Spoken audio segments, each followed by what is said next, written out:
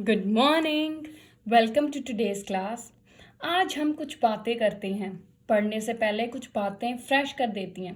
तो चलिए, क्या आप बताएंगे मुझे कि आपके यहाँ आज मौसम कैसा है? बारिश, वेरी गुड। इसका मतलब तो प्लेजेंट मौसम हुआ। अच्छा, बारिश आएगी या नहीं आएगी? आएगी। तो क्या लगता है आपको कितने परसेंट चांस है बारिश आने की? 50%। Very good. चलिए, आपने कहा कि अभी 50% चांसेस है बारिश आने की। क्या हम ऐसी कोई टर्म ढूंढ सकती हैं या ऐसी कोई टर्म है जो इस सारी बात को सिर्फ एक शब्द में बयान कर सके? जैसे हम कह रहे हैं कि 50% चांसेस हैं आज बारिश आने के, ऐसी कोई टर्म जो इस सारी बात को सिर्फ एक शब्द में बयान कर सके? नहीं, मैं बताती हूँ क्या है। उसको कहते हैं प्रोबेबिलिटी। और ये जानकर आपको हैरानी होगी, ये मैथ का ही एक टॉपिक है, प्रोबेबिलिटी। मतलब क्या हुआ? एक तरह की पॉसिबिलिटी, अंदाज़ा लगाना, जिसे हम आम भाषा में कहें। कहते हैं ना कि आज जैसे बारिश होने के 50% चांस आपने कहा, तो एक तरह का हम ये तुक्का या अंदाज़ा या गैस कर रहे हैं कि हाँ इतना हो सकता है, ठीक है। लेकिन मैथ में इन चीज़ों को कैलकुलेट करने का एक फॉर्मूला है, और इसके लिए हम हर चीज़ का अंदाज़ा या हर चीज़ की पॉसिबिलिटी ढूंढ सकती हैं कि होने या ना होने की, ठीक है। तो किस फॉर्मूले से इन चीज़ों की कैलकुलेशन कर सकते हैं वो अब हम देखेंगे, ठीक है। एक सिंपल सी बात करते हैं। मान लीजिए ये मेरे पास कुछ पेन स्केचेस है, ठीक है। कितने पेन स्केचेस हैं? 1 2 3 4 5, 5 हैं, ठीक है। अब मैं कहती हूँ कि इनमें से आप एक रेड पेन उठाओ, तो आपने, या मैं चलो सिंपल सी बात करती हूँ, कहती हूँ कि एक ब्लैक पेन उठाओ, तो आपने ये ब्लैक पेन उठा लिया, ठीक है। तो कितनों में से उठाया? 5 थे, 5 में से एक आपने उठा लिया, ठीक है। तो अब मैं अगर देखूं कि इसकी क्या प्रोबेबिलिटी हुई, तो क्या आंसर बनेगा? कितने ब्लैक पेन थे? 1 था ना, तो 1 डिवाइडेड बाय कितने थे टोटल? मेरे पास 1 2 3 4 5 थे, तो इसका मतलब कितनों में से उठाया? 5 में से। टोटल नीचे, जिस चीज़ के बारे में पूछा गया है उसकी काउंटिंग ऊपर, ठीक है। और एक एग्जांपल देख लेते हैं। ये तो सबने देखा होगा, कॉइन। ये मेरे पास एक 2 रुपये का कॉइन है, ठीक है। अब इसके एक तरफ हेड, दूसरी तरफ क्या होता है? टेल, सबको पता है। अब अगर मैं कहूँ कि हेड बताइए कि क्या पॉसिबिलिटी है हेड आने की, तो आप सिंपल नहीं कह सकते 50%। हम कैलकुलेट करेंगे। कैसे? देखिए, दो हिस्से हैं, एक सिक्के के दो पहलू हैं, ठीक है। आम भाषा में यूज करते हैं। तो टोटल कितने पहलू हैं? 2। तो नीचे हमेशा टोटल लिखा जाएगा। अब उन दोनों में से हेड कितने जगह पर लिखा है? एक ही जगह, इधर। तो इसका मतलब हेड आने की क्या पॉसिबिलिटी है? 1। तो ऊपर हेड के बारे में पूछा गया है, तो हेड कितने नंबर पे है? डिवाइडेड बाय टोटल ऑप्शंस कितनी है आपके पास, वो हो गया आपका क्वेश्चन, ठीक है ना। इजी। अब इन सारी चीज़ों को, मतलब अगर मैं कहती हूँ कि मैंने हेड को ऐसे कॉइन को टॉस किया, तो कॉइन को टॉस करने पर ही पता चलेगा कि हेड आएगा कि टेल। तो इसको हम क्या कहते हैं? ट्रायल कहते हैं। क्या कहते हैं? ट्रायल। या मान लीजिए जैसे हमने अभी गेम खेली थी पेन्स की, तो एक बार खेली तो इसको हम क्या कहेंगे? ट्रायल, पहला ट्रायल। अगर मैं फिर से कहती हूँ कि अब आप रेड पेन उठाइए, तो ये दूसरी बार हो गई, तो इसको मैं क्या कहूँगी? दूसरा ट्रायल, ठीक है। मतलब किसी भी चीज़ को खेलना, उसको क्या कहते हैं? घटना को क्या कहते हैं? ट्रायल, ठीक है। अब जो हो गया, आंसर आया। जैसे हमने कहा कि हेड आने का, ये हेड आया ना, तो हेड को क्या कहेंगे? आउटकम, मतलब रिजल्ट। आउटकम क्या कहते हैं? एक तरह का रिजल्ट। क्या होता है रिजल्ट? किसी भी चीज, गेम के खेलने के बाद जो रिजल्ट आता है। जैसे हमने कहा कॉइन, तो कॉइन का हेड आया, तो हेड क्या हो गया? रिजल्ट। उसको क्या कहेंगे मैथ में? आउटकम, ठीक है। आपने रेड पेन लिया, तो रेड पेन क्या हो गया? आउटकम, ठीक है। अब इस सारी चीज को खेलने को क्या कहते हैं? इवेंट। क्या कहते हैं? इवेंट। क्या होता है इवेंट? मतलब पूरी घटना जिसके अंदर डिफरेंट डिफरेंट ट्रायल्स हो गए। पहली, जैसे हमने सिक्का एक बार उछाला, पहला ट्रायल। दूसरी बार फिर उछाला तो दूसरा ट्रायल। तीसरी बार फिर उछाला तो तीसरा ट्रायल। लेकिन इस सारी घटना को क्या कहेंगे? इवेंट। और हर ट्रायल पे जो आंसर आता गया, जो रिजल्ट आता गया, उसको क्या कहेंगे? आउटकम, ठीक है। अब इन तीनों वर्ड्स की टर्मिनोलॉजी इससे रिलेटेड है, इसलिए इसका क्लियर होना, आपको समझ आना बहुत ज़रूरी है। ठीक है, अब आगे चलते हैं। देखिए, अब हमने कहा कि जो भी हमने मान लीजिए हेड लिया तो उसका आंसर 1/2 आया, या हमने ब्लैक पेन चूज़ किया तो उसका आंसर 1/5 आया। तो इसका मतलब हमेशा ऊपर छोटा नंबर होगा, नीचे बड़ा होगा ना। तो अगर मैं इसको डिवाइड करूं, मान लीजिए मैंने ऊपर वाला सॉल्व कर रही हूँ, तो ऊपर वाली रकम अंदर, नीचे वाली बाहर। अब 5 के टेबल पे 1 तो जाते नहीं, यहाँ पे 0 लगाऊंगी, यहाँ पे पॉइंट, तो कितने नंबर पे गया 2। इसका मतलब हमेशा आंसर मेरे पास 0 पॉइंट ही समथिंग आएगा, क्योंकि हमेशा आंसर ऊपर छोटा होगा, नीचे बड़ा होगा। तो इसका मतलब हमेशा जब भी हम डिवाइड करेंगे तो आंसर 0 पॉइंट समथिंग ही आएगा ना। तो इसका मतलब क्या हुआ कि प्रोबेबिलिटी का आंसर हमेशा 0 से लेकर 1 के बीच में ही आएगा। मतलब 0.1 भी हो सकता है, 0.24 भी हो सकता है, 0.3, 0 से लेकर 1 के बीच में 0 पॉइंट कुछ भी हो सकता है, पर होगा 0 पॉइंट ही। ठीक है, तो हम यहाँ पे ये प्रॉपर्टी हो गई इसकी, क्या लिखेंगे प्रॉपर्टी, कि प्रोबेबिलिटी का आंसर हमेशा या तो 0 होगा या हमेशा क्या होगा 1। प्रोबेबिलिटी का आंसर हमेशा 0 और 1 के बीच में ही आएगा। अब सोचने वाली बात यह है कि 0 और 1 कभी हो सकता है? हाँ, सिर्फ एक केस में। प्रोबेबिलिटी का आंसर 0 कब होगा? मतलब जो चीज़ पॉसिबल ही नहीं है। जैसे हमने अगर हेड टेल की बात की है, अब मैं कहूँ कि इसको सिक्के को उछालने पर 6 नंबर कब आएगा? ठीक है, अब आप कहोगे सिक्के पे तो कोई 6 नंबर है ही नहीं, है नहीं ना कहीं 6 नंबर, तो फिर जब सिक्का उछालूंगे तो 6 की तो आने की बात ही नहीं है, तो ये ना होने वाली बात है ना। तब हम कहेंगे कि उसकी प्रोबेबिलिटी क्या होगी 0। ऐसी इवेंट्स को क्या कहते हैं? Impossible event. इम्पॉसिबल इवेंट, ठीक है, और इसकी प्रोबेबिलिटी क्या होती है? हमेशा 0। इम्पॉसिबल इवेंट की प्रोबेबिलिटी क्या होती है? हमेशा 0, मतलब जो कभी पॉसिबल ही नहीं है। ठीक है, और 1 कब होगी? जब होना तय ही है। जैसे मान लीजिए ये एक रेड पेन है, अब मैंने कहा कि आपको ये ऑप्शन दिया है, आपको कहा एक रेड पेन उठाइए, तो एक ही पेन है, वो भी रेड है, तो वही उठाऊंगी, और तो कुछ आपने दिया ही नहीं उठाने के लिए। तो इसका मतलब टोटल कितने पेन्स थे आपके पास? एक था, है ना। नीचे हम टोटल लिखते हैं, कितने आपको रेड पेन उठाने के लिए कितना पेन उठाया आपने? एक ही उठाया, तो 1/1 आंसर 1 आ गया ना। ठीक है, मतलब जब वो ही चीज, एक ही चीज हो, उसी को उठाने के लिए बोल दिया जाए, जितनी चीजें दी हों उन सबको उठाने के लिए बोल दिया जाए, तो हम क्या कहेंगे? उसकी प्रोबेबिलिटी क्या होगी? 1। उसको क्या कहते हैं? श्योर और सर्टेन इवेंट, मतलब जिसका होना तय है, जो इम्पॉसिबल के उल्ट होती है, जो कभी नहीं हो सकती उसको इम्पॉसिबल, जिसका होना तय है, पक्का है, उसको श्योर या सर्टेन इवेंट, और इसकी प्रोबेबिलिटी हमेशा क्या होगी? 1।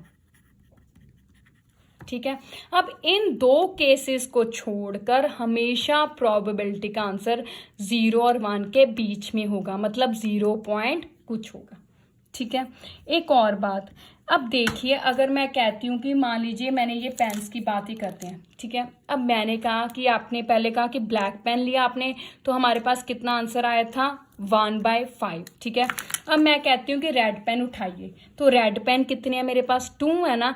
चाहे मैंने उठाने के लिए एक कह के आप एक रेड पेन उठाइए, पर रेड पेन की गिनती यहाँ पे 2 है ना, तो दोनों में से मैं तो कोई भी उठा सकती हूँ, तो हम आंसर क्या लिखेंगे? 2, क्योंकि जितने उस चीज की गिनती है टोटल वही लिखना है। रेड पेन आपके पास ऑप्शंस में तो 2 है ना, तो आपने गिनती 2 लिखनी है, डिवाइडेड बाय कितने टोटल दी थी आपको? 5। ठीक है, अब अगर मैं कहूँ कि अब स्केचेस उठाइए, तो स्केचेस कितने हैं? 2 स्केचेस हैं, तो इसका मतलब स्केचेस की संभावना क्या होगी? 2 डिवाइडेड बाय टोटल कितने थे? 1 2 3 4 5, तो आंसर आ गया 5। ठीक है, अब पहला ट्रायल क्या था? ब्लैक पेन की 1/5, दूसरे रेड पेन की प्रोबेबिलिटी 2/5, फिर स्केच पेन्स की 2/5। अब एक ही इवेंट के 3 हो गए, तो तीनों को ऐड कीजिए, कितना हो गया? 2 + 1 3, 3 + 2 5, तो 5/5 आ गया ना, ठीक है। इसका मतलब 5 को 5 के टेबल पे कट किया, आंसर कितना आ गया 1। इसका मतलब अगर हम सारी प्रोबेबिलिटीज को एक ही इवेंट के हर प्रोबेबिलिटी को ऐड करें तो हमेशा आंसर कितना आएगा 1। इसीलिए कहते हैं कि सम ऑफ प्रोबेबिलिटीज हमेशा कितनी होती है 1। किसी भी चीज़ को अगर हम सिक्के की बात करें, उसकी बात कर रहे थे तो हमने कहा हेड आने की कितनी प्रोबेबिलिटी, हमने कहा था 1/2। अब अगर मैं कहूँ टेल आने की तो टेल एक साइड पर है, टोटल कितने हैं इसके 2, तो वो भी 1/2। अब इन दोनों, अब इस चीज़ में एक हेड और एक टेल और तो कुछ नहीं आ सकता, तो दोनों को ऐड कीजिए, 1 + 1 2/2, 2 के टेबल पे कट किया तो 1 आ गया, तो ये भी आंसर 1 आ गया ना। मतलब अगर किसी चीज़ को एक्सपेरिमेंट करते हैं, कोई इवेंट करते हैं, तो उसमें जितने भी चीज़ें हैं उन सब की प्रोबेबिलिटीज़ का सम हमेशा क्या होगा 1, ठीक है। अब इसको हम एक इस तरह भी देख सकते हैं, क्या, probability of event plus probability of not event is equals to 1। मतलब अगर मैं कहूँ कि किसी चीज़ का होना और उसी चीज़ का ना होना, दोनों का एडिशन भी क्या होता है 1। कैसे, देखिए अभी मैंने कहा कि सम ऑफ प्रोबेबिलिटीज 1 है, ठीक है। अब हेड आने की प्रोबेबिलिटी 1/2 हमने अभी देखी, तो अगर मैं 1 में से इसको माइनस कर दूं तो कितना आया 1/2 आया ना। तो इसका मतलब टेल की प्रोबेबिलिटी कितनी है 1/2। तो हम ये भी कह सकते हैं कि टोटल 1 है, उसमें से आधी चीज़ मैंने ले ली तो आधी बचेगी ना। तो इस तरह भी हम कह सकते हैं कि एक चीज़ का होना और दूसरी चीज़ के होने को ऐड करके कितना आता है 1। इसको इस तरह भी हम रिप्रेजेंट कर सकते हैं, ठीक है। ये तो थी इसकी प्रॉपर्टीज। अब हमने क्या अब तक पढ़ा है, प्रोबेबिलिटी किसे कहते हैं, ट्रायल्स किसे कहते हैं, आउटकम क्या होता है, इवेंट क्या होता है, और इनकी प्रॉपर्टीज में हमने देखा कि किसी भी प्रोबेबिलिटी की आंसर जो होता है वो 0 और 1 के बीच में, इम्पॉसिबल इवेंट का हमेशा 0, श्योर और सर्टेन इवेंट की हमेशा प्रोबेबिलिटी 1, और सारी प्रोबेबिलिटीज का आंसर कितना होता है 1। अब इससे रिलेटेड एक क्वेश्चन है, वो हम कर लेते हैं। बहुत इजी क्वेश्चन है। क्या है, वो कह रहा है कि if probability of E is equals to 0.05 find probability of E not. ये ई के ऊपर बार जो है इसको कहते हैं ई नॉट। मतलब क्या हुआ कि किसी इवेंट का होना और ये किसी इवेंट का ना होना, ठीक है। अब उसने इसको देखें, अब उसने कहा कि किसी भी प्रोबेबिलिटी की होने की क्या आंसर है 0.05 है, यही है ना। अब हमें पता है सम ऑफ प्रोबेबिलिटीज कितना होता है 1, तो ना होने के लिए हम क्या करेंगे, वही ई नॉट भी लिख सकते हैं या आप ई के ऊपर बार भी डाल सकते हैं, ठीक है। तो क्या करेंगे 1 में से इसको माइनस कर देंगे, ठीक है। टोटल 1 है, उसमें से आधा चीज़ ले ली तो कितनी बची, ये उसी का हिस्सा होगा ना। तो 1 में से इसको माइनस करेंगे, कैसे, 1 वैसे ही पॉइंट डाल के 0, फिर पॉइंट वैसे ही 0.5, पॉइंट के पीछे वाली रकम पीछे। अब 10, 0 से 5 तो जा नहीं सकता, यहाँ पे बोरो करूँगी, 10 में से 5 गए 5, ऊपर आ गया 9, 9 में से 0 गए 9, ऊपर आ गया 0, तो कितना आ गया, पॉइंट की जगह पे पॉइंट, तो आंसर कितना आ गया 0.95। तो अगर किसी चीज़ के होने की प्रोबेबिलिटी 0.05 है तो उसी के ना होने की कितनी हो गई 0.95, हो गया ना आंसर। एक और ऐसा ही क्वेश्चन है, क्या क्वेश्चन है देखें हम। कहता विच ऑफ द फॉलोइंग, ये 1 मार्क में नॉर्मली आते होते हैं पर ये इंपॉर्टेंट है। Which of the following can not be probability of an event. Probability को ऐसे शॉर्टकट में लिखते हैं PROB, probability of an event. क्या ऑप्शंस दिए उसने, 2/3, B है -1.5, C है 15%, D है 0.7। अब वो कहता कि इनमें से बताओ किसी चीज़ की प्रोबेबिलिटी नहीं हो सकती, ठीक है। ये देखें 2/3, ऊपर छोटा नीचे बड़ा, ये तो हो सकता है, यही आंसर आता है। इसको 1 मिनट के लिए हम स्किप कर देते, छोड़ देते हैं। ये 0.7, ये भी 0 पॉइंट, हमेशा आंसर हमने क्या है, प्रोबेबिलिटी का आंसर हमेशा 0 पॉइंट ही होगा, तो ये भी ठीक है। 15%, अब हम जब भी अंदाज़ा लगाते हैं तो कहते हैं ना 50% हो गया जी, या 15% होने के चांसेस है, तो ये भी ठीक है। इसको हम पॉइंट में कन्वर्ट कर सकते हैं ना। 15% का मतलब क्या होता है, नीचे 100। अब पॉइंट लगाएंगे, जितनी नीचे जीरोस पीछे से उतने नंबर छोड़ के पॉइंट लगाना है। 1 2 2 जीरोस है ना, तो पीछे से 2 नंबर छोड़िए, 1 2 छोड़ के कितना पॉइंट लग गया, 0.15। तो इसका मतलब ये नेगेटिव चीज़ हमारे पास बच गई। अब हम किसी का अंदाज़ा ऐसे कहते हैं कि जी आज -75% होने के चांसेस है, नेगेटिव अंदाज़ा कभी नहीं लगाते, हमेशा यही कहते कि +50% या 75% या 25% होने के चांसेस है, नेगेटिव तो नहीं लगाते। तो इसका मतलब इसका आंसर क्या हो गया, -1.5, यानी कि ये जो है ये किसी भी इवेंट की प्रोबेबिलिटी नहीं हो सकती। ठीक है, नेगेटिव कभी भी अंदाज़ा थोड़ी लगाते आप। ठीक है, एक और क्वेश्चन कर लेते हैं फटाफट से, इजी क्वेश्चन है। क्या कहता है वो, कहता ए बैग कंटेन्स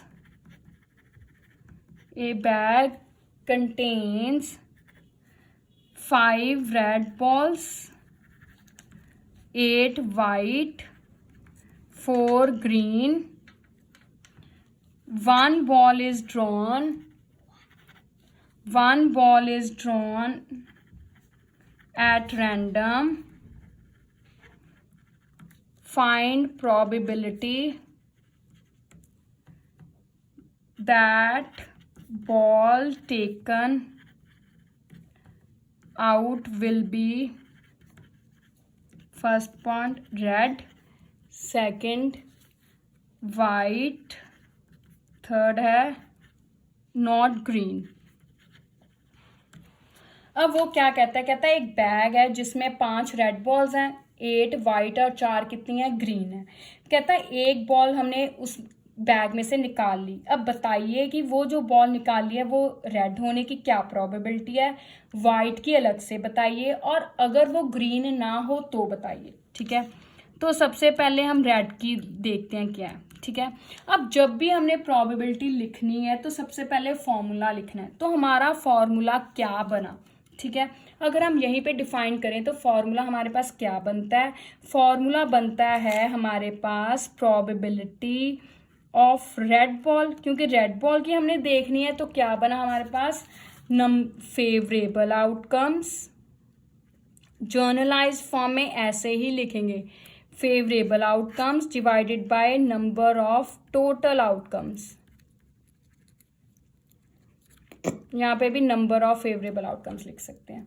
मतलब क्या हुआ कि अगर रेड बॉल के बारे में पूछा गया है तो रेड बॉल के कितने नंबर है, रेड बॉल के 5 है ना, तो इसका मतलब 5 डिवाइडेड बाय टोटल आउटकम्स कितने, टोटल बॉल्स आपको कितनी ऑप्शंस दी गई थी उस बैग में, 5 + 8 13, 13 + 4 17, तो टोटल 17 बॉलों में से आपने रेड बॉल ढूंढनी थी। अब हमने रेड बॉल की सिर्फ काउंटिंग देखनी है कितनी है, कितनी निकालने को क्या है ये नहीं देखना। 5 रेड बॉल्स थी तो हमने आंसर लिख दिया 5/17।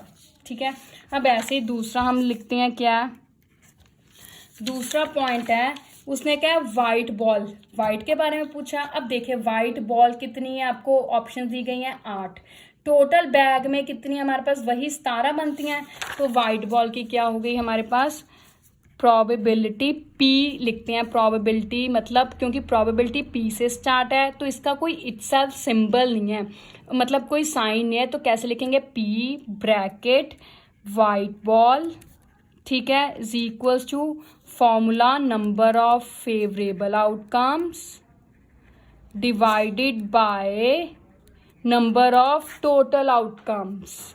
क्या हुआ, नंबर ऑफ टोटल आउटकम्स वो तो वही रहे, 17 बॉल्स में से आपको चूज करने के लिए कहा गया था, तो टोटल तो 17 ही हुए। अब वाइट बॉल्स कितनी देखी हैं हमने, वाइट बॉल्स हैं हमारे पास 8, तो आंसर कितना आ गया 8। ठीक है, आगे देखें, अब वो कह रहा है कि प्रोबेबिलिटी ऑफ नॉट ग्रीन, मतलब कि ग्रीन ना हो, ये ग्रीन है ना, मतलब वो कहता, पहले हमने कहा कि उसने कहा कि जो बॉल आपने निकाल ली है रेड बॉल हो, तो हमने उसकी बता दी, वाइट बॉल हो उसकी बता दी। अब वो कह रहा है ग्रीन ही होनी चाहिए, बाकी जो मर्जी हो सकती है। अब ग्रीन को छोड़कर कौन से दो कलर है, रेड एंड वाइट, तो इन टोटल कितनी बनती है, 8 और 5 13। इसका मतलब 13 बॉलों में से आप कोई भी एक बॉल ले सकते हो, पर हमने एक नहीं देखना, हमने जितनी काउंटिंग बनती है नंबर टोटल लिखना है, ठीक है। तो वही 13 डिवाइड बाय टोटल ऑप्शंस कितने आपके पास, 17, तो वो आंसर आ गया, ठीक है। एक और क्वेश्चन कर लेते हैं इससे इजी सा। नेक्स्ट क्वेश्चन है, क्या क्वेश्चन है, मान लीजिए उसने दिया है, कहता 1500 families with 2 children were selected randomly। Question लिखने में बड़े हैं, आंसर इटसेल्फ बहुत छोटे हैं। Compute the probability of a family chosen at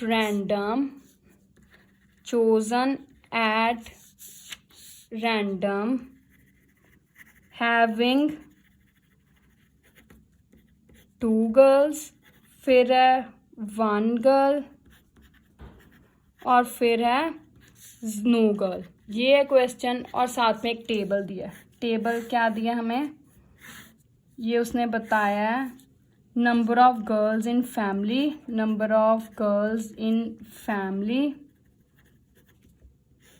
और ये क्या है, नंबर ऑफ फैमिलीज। नीचे ये दिया है और कॉलम, इधर दिया हमें 2 1 0 475 814 211, ठीक है। ये क्वेश्चन है। अब देखते हैं क्वेश्चन, देखने में बहुत बड़ा लग रहा है और ऐसा लग रहा है जैसे बहुत डिफ़िकल्ट है, पर इट्सल्फ कोई डिफ़िकल्ट नहीं है। क्या है वो, कहता है 1500 फैमिलीज, हर फैमिली में या तो किसी में 2 लड़कियां हैं या किसी में 1 लड़की या किसी में कोई लड़की नहीं है। स्पेशली नंबर ऑफ गर्ल्स की बात की गई है। अब हमने ये चूज़ करना है कि उन प्रोबेबिलिटी चूज़ करनी है उन फैमिलीज़ की जिनके पास 2 गर्ल्स हैं, फिर 1 गर्ल है, फिर जिनके पास कोई भी गर्ल नहीं है, ठीक है। तो पहले लिखने का ढंग क्या है, प्रोबेबिलिटी, पहला पार्ट प्रोबेबिलिटी का P bracket number of families having 2 girls, क्योंकि पहला पॉइंट 2 गर्ल्स का है, तो और वो फैमिलीज़ की प्रोबेबिलिटी देखनी है जिनके पास 2 लड़कियां। Number of families having 2 girls, ठीक है। वही फॉर्मूला क्या आएगा, number of favourable outcome. Formula ज़रूर लिखना है, मैं बार बार कहती हूँ, क्योंकि मैथ में फॉर्मूला के भी मार्क्स होते हैं। नंबर ऑफ टोटल आउटकम्स, ठीक है। तो अब देखें हम, अब 2 गर्ल्स, ये है नंबर ऑफ फैमिलीज जिनके 2 लड़कियां हैं, वो 2 ये रहा। तो कितनी फैमिलीज है जिनके पास 2 लड़कियां हैं, 475, ठीक है।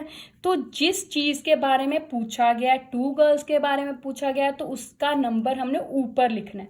475 है ना, 2 लड़कियां वाली कितनी फैमिलीज है, 475 डिवाइडेड बाय, अब नंबर ऑफ टोटल कितनी फैमिलीज है जिस पर ये किया गया सर्वे, 1500 फैमिलीज पर किया गया, तो नीचे क्या आएगा 1500, है ना इजी।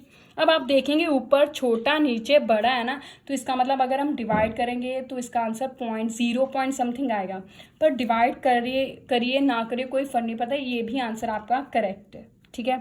दूसरा पॉइंट देखिए क्या पूछा है, 1 गर्ल की, तो वैसे P bracket number of families having 1 girl, तो वैसे ही फॉर्मूला लिखेंगे, ठीक है। अब 1 गर्ल की कितनी फैमिलीज है जिनके पास 1 लड़की है, 814, नंबर ऑफ फैमिलीज उसने क्या 814, ठीक है, डिवाइडेड बाय टोटल, तो वही रहेगा 1500 फैमिलीज, मतलब 1500 फैमिलीज में से 814 ऐसे परिवार है जिनके पास सिर्फ 1 लड़की है। Third part probability number of families, अब हमने तीसरी कौन सी फैमिलीज देखनी है जिनके पास कोई भी लड़की नहीं है, हैविंग नो गर्ल, जिस घर में जिस परिवार में कोई भी लड़की नहीं है। तो ऐसी 0 नंबर ऑफ गर्ल्स वाली कितनी फैमिलीज बताई हैं उसने, 211, तो आंसर क्या आ गया 211 डिवाइडेड बाय टोटल कितनी फैमिलीज है 1500। तो ये हमारा क्वेश्चन हो गया, है ना इजी। क्वेश्चन प्रोबेबिलिटी के बहुत इजी और मज़ेदार है, सिर्फ वही बात है मैथ्स में हर चीज़ बहुत इजी है, कंसंट्रेशन और प्रेजेंस ऑफ माइंड की ज़रूरत है। अब प्रोबेबिलिटी में कुछ भी नहीं है, सिर्फ जो चीज़ पूछी गई है उसका नंबर देखना है डिवाइडेड बाय जो टोटल है वो देखना है। अगर आपसे बॉल्स के बारे में बात की गई है, अगर रेड बॉल की पूछी गई तो रेड बॉल कितनी है टोटल, वो डिवाइडेड बाय कुल कितनी बॉल्स हैं वो पूछना है। ठीक है, आई होप आपको क्लियर हो गया होगा। हम इससे नेक्स्ट लेक्चर में इससे रिलेटेड कुछ और क्वेश्चंस करेंगे, पर आपने भी इससे रिलेटेड क्वेश्चंस की प्रैक्टिस करनी है अपने बुक में से। Thank you, have a nice day.